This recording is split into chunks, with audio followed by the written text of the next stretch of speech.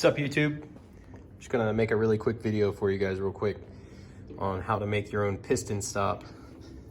You can buy these online, but if you don't have one, I'm gonna show you how you can make one.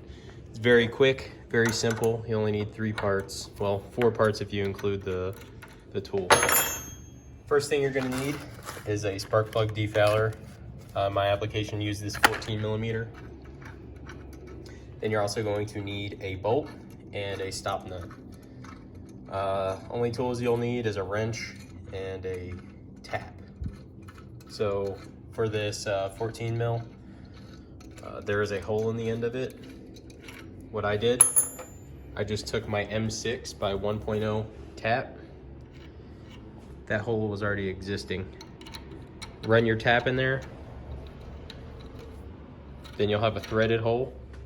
Then basically you just create a jam nut and bolt combination. And what this will allow you to do is thread this into your spark plug hole. You'll also be able to adjust the length. So whatever length you might need, it'll have plenty of adjustment. Like I said, I used M6 by 1. The bolt I use is 45 millimeter.